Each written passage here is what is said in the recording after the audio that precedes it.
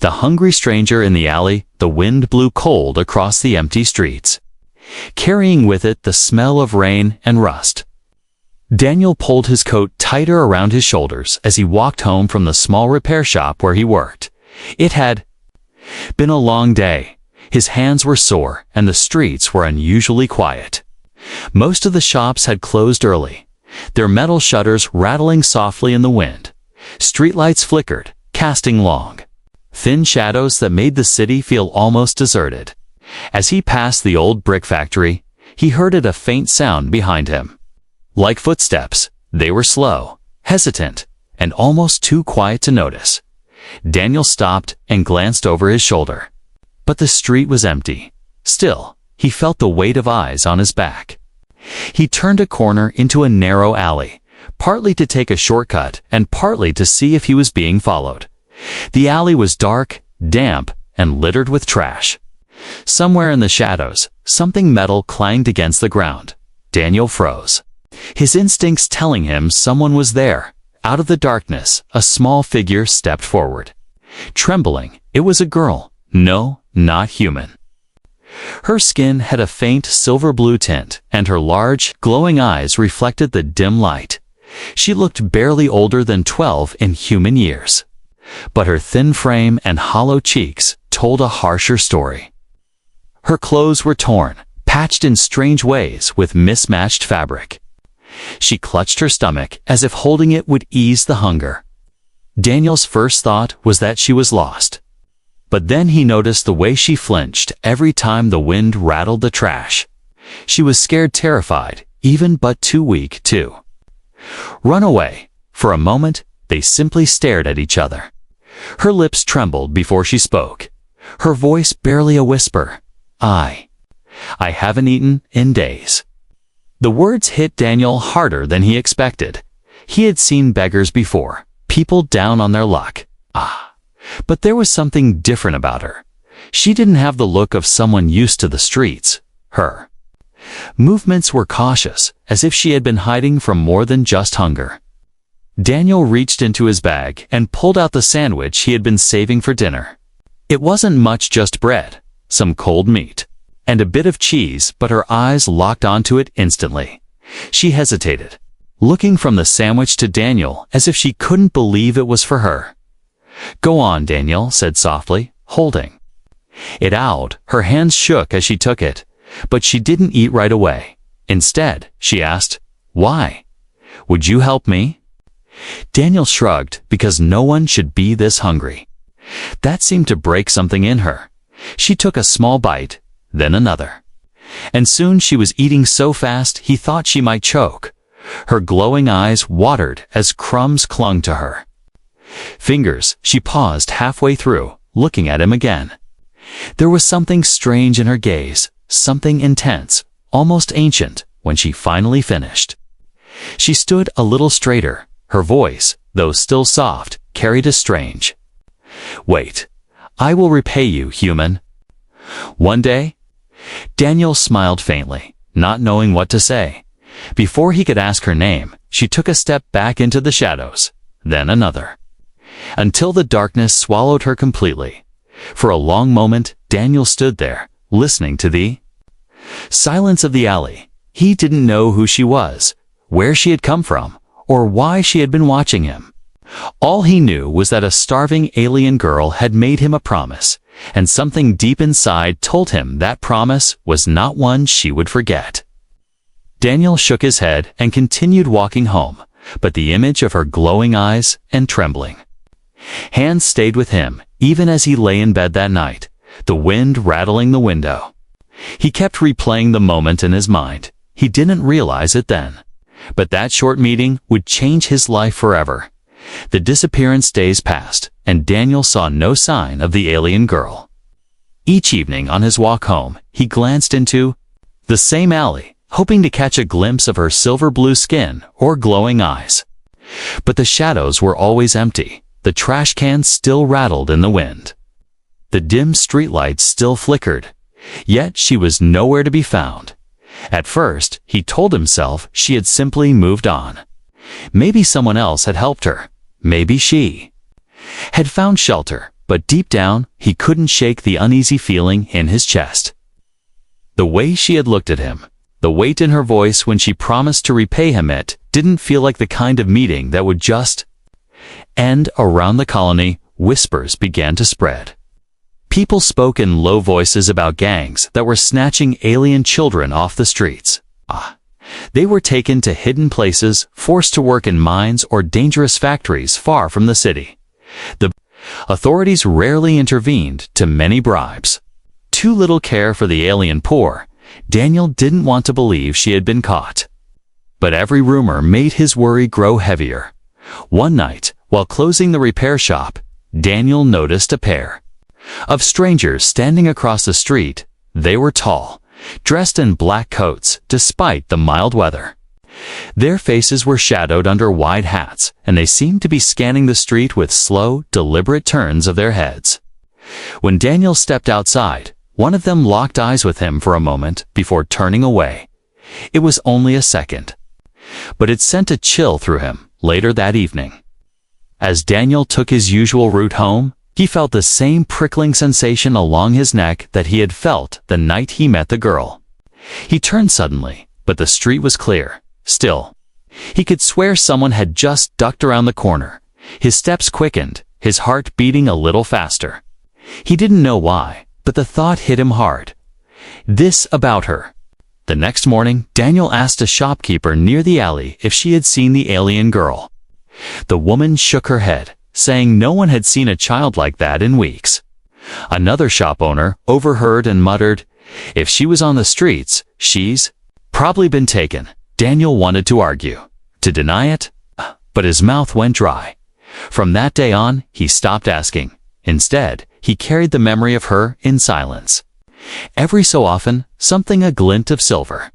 A voice in the crowd would make him turn his head, expecting her to be there, but the moment always passed, and he would be left staring at strangers. Weeks turned into months, and eventually, life settled back into its routine. Daniel worked, ate, slept, and tried not to think about the night in the alley. Yet no matter how much time passed, the image of her trembling hands and determined eyes never left him. It was like a small ember in the back of his mind, never bright enough to burn, but never fading away. He didn't know it yet, but the story between them was far from over. And when she finally returned, it would be in a way he could never have imagined. Years later, the visitor 3 years passed since that cold night in the alley. Daniel's life had settled into the quiet rhythm of work and home. The repair shop had grown busier, filled with the smell of metal, oil, and the low hum of machines. The streets around the colony were brighter now, with more trade, more people, and more noise. Yet somewhere beneath the surface, Daniel still carried the memory of the silver-blue girl with the glowing eyes. Sometimes, late at night, he would pause at his workshop door, listening to the wind. He would remember how she had appeared out of the darkness, starving, and how she had promised to return. But years had passed with no sign of her. That promise had begun to feel like something from a dream. It was a rainy evening when everything changed. Daniel was at home, sitting by the small heater with a mug of tea. The steady tapping of rain against the windows filled the room. Then came the sound of knocking 3 firm knocks at his front door. He wasn't expecting anyone. Cautiously, he set the mug down and stepped toward the door. When he opened it, the breath caught in his chest. There she stood, no longer a thin, frightened child in torn clothes, but a tall, strong alien woman, clad in dark silver armor that shimmered even in the dim light. Her glowing eyes were sharper, now filled with a calm strength. Her long hair was braided with metallic threads that gleamed faintly under the rain. Yet, despite all the changes, Daniel recognized her instantly. "It's you." Daniel whispered, the words almost lost to the rain. She nodded slowly, her voice steady. "It's time I repay my debt." Before Daniel could speak, she stepped aside. Behind her stood 2 towering alien guards, their armor marked with strange glowing symbols. They didn't speak, but their presence filled the doorway like a wall. Daniel's hand tightened on the edge of the door. He had no idea why she had returned after so long or why she had come with soldiers. Her gaze didn't waver as she studied him. "You fed me when I was nothing," she said, her voice carrying the weight of years. "And I have not forgotten." Daniel didn't know whether to feel relieved, uneasy, or both. Something about the way she stood calm, or deliberate, made it clear. This wasn't just a social visit. The rain poured harder, drumming against the street outside. Daniel stepped back slowly, allowing her and her guards to enter as the door closed behind them. The small warmth of his home seemed to shrink under the heavy air they brought with them. Somewhere deep down, Daniel knew whatever was about to happen would change everything. And the quiet life he had lived these past 3 years was about to be torn apart. The truth of her past the room was quiet, except for the sound of rain sliding down the windows. Daniel sat at the small table. Watching her remove her helmet, her face was sharper now, older. But there was still a trace of the girl he had met in the alley, her glowing eyes locked onto his as if searching for something she had left behind. The 2 alien guards stood near the door, silent as statues, their presence a constant reminder that this meeting was not simple. She sat down across from him, the armor creaking softly with each movement. For a long moment, she didn't speak, as if choosing her words carefully. Finally, she said, "That night, I was not just any lost child." Her voice was calm, but beneath it was a quiet anger, the kind that comes from old wounds.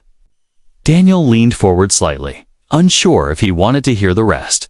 She told him she had been born into one of the most powerful, noble families in her star system. Her people were warriors, proud and feared across the sectors.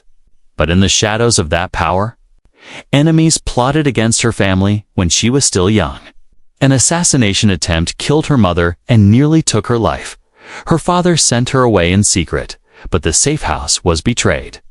She had escaped alone, landing on the human colony with nothing but torn clothes and the fear of being hunted.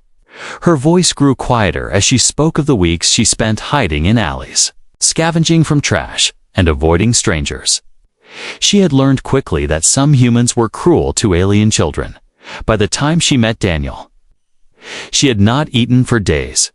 "That food you gave me," she said, "was the first kindness I had known since my home was taken." Her eyes softened for just a moment before the steel returned to her expression. After that night, she explained, she was found by loyal soldiers of her family. They took her away to a hidden world where she trained as both a warrior and a leader. Years of combat drills, diplomacy lessons, and battle simulations shaped her into the commander she was now. When her father died, she inherited his title and command over their fleet.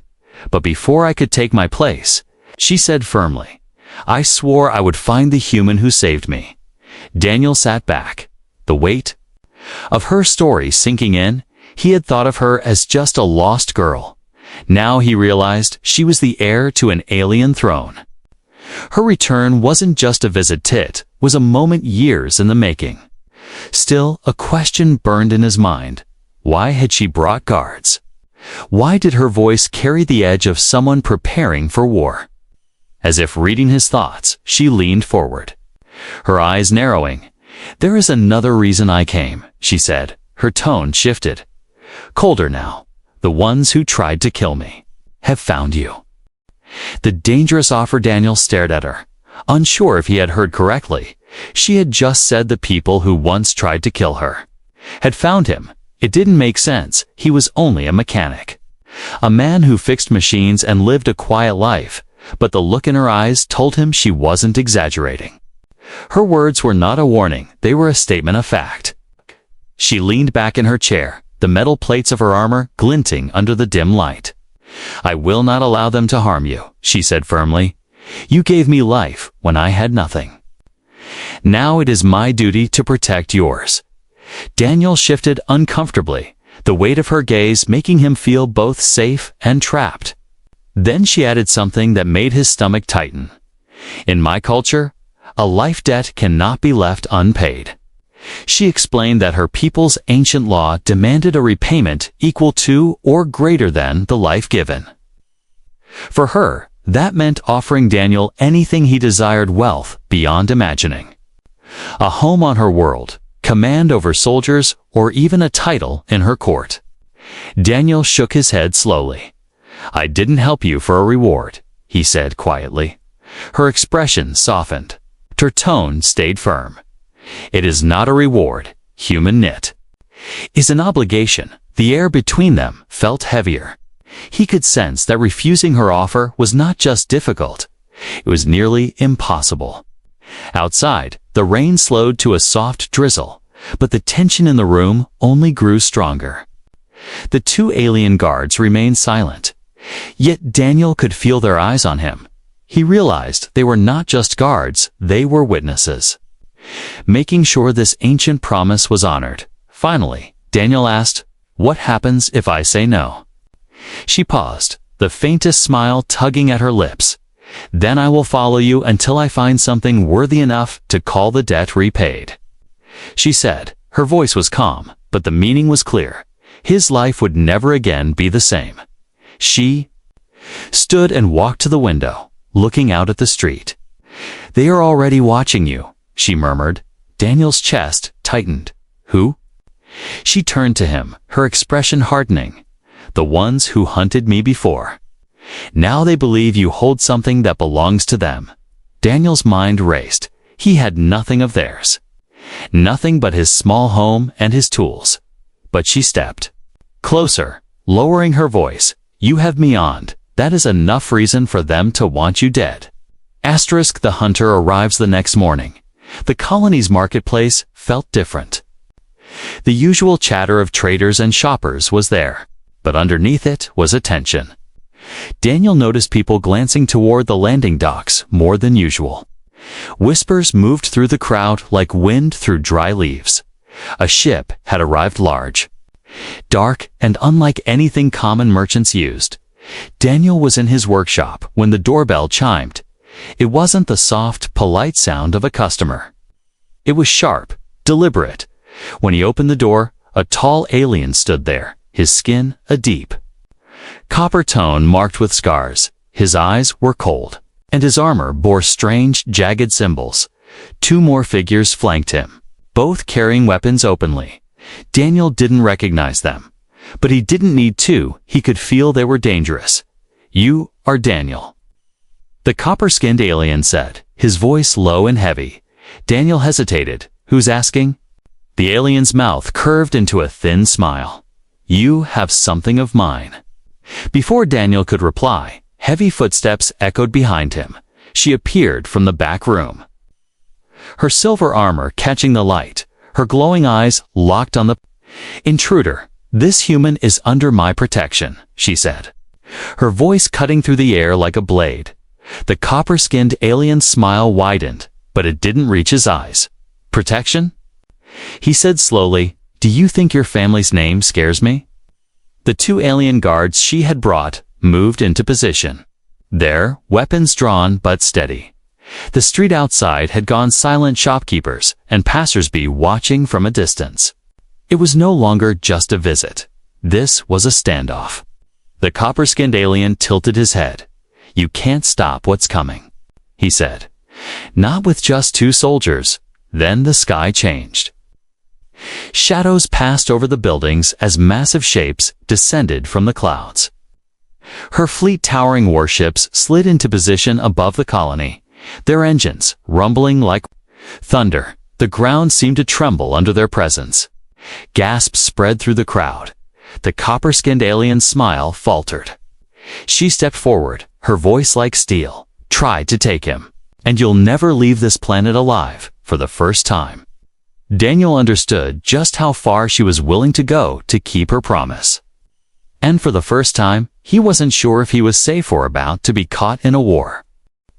The debt fulfilled. The air was thick with silence. The copper-skinned alien's eyes darted between the massive warships above and the woman standing before him. Her armor gleamed in the pale light, her hand resting on the hilt of her blade. Daniel could feel the weight of the moment pressing on him. The whole colony seemed to be holding its breath. When the copper-skinned alien finally moved, it was not to attack. He raised his hands slowly, a mocking grin on his face. "This isn't over," he said, his voice dripping with promise. Then, with a sharp gesture, his men stepped back. They disappeared into the crowd, swallowed by the uneasy murmur of the marketplace. Her fleet remained in the sky for hours after. Not moving, not firing, simply watching. It was a message one that every living soul in the colony understood. No one would dare lay a hand on Daniel again that night back in Daniel's home. She removed her helmet and set it on the table. Her guards stayed outside, giving them a rare moment of privacy. She stood tall, but there was something softer in her expression now. "You are safe," she said simply. Daniel exhaled slowly, the tension in his shoulders finally loosening. He started to thank her, but she raised a hand to stop him. "This is not thanks," she said. "It is the end of my debt." Daniel frowned slightly. "Debt?" She stepped closer, her glowing eyes locking with his. "The night you gave me food. You gave me life," she said. "Today, I gave yours back." For a moment, neither of them spoke. Then she added quietly, "But a bond like ours does not." And just because the debt is paid, she offered him a small, almost rare smile. "My flagship leaves tomorrow. There is a place for you if you wish to see the stars." Daniel looked at her, at the woman who had once been a starving girl in an alley. He thought about his quiet life, the safety of his routine, and then he thought about the ships, the worlds beyond, and the strange path that had brought them together. Slowly, he nodded. Her smile widened just slightly, and she extended her hand when he took it.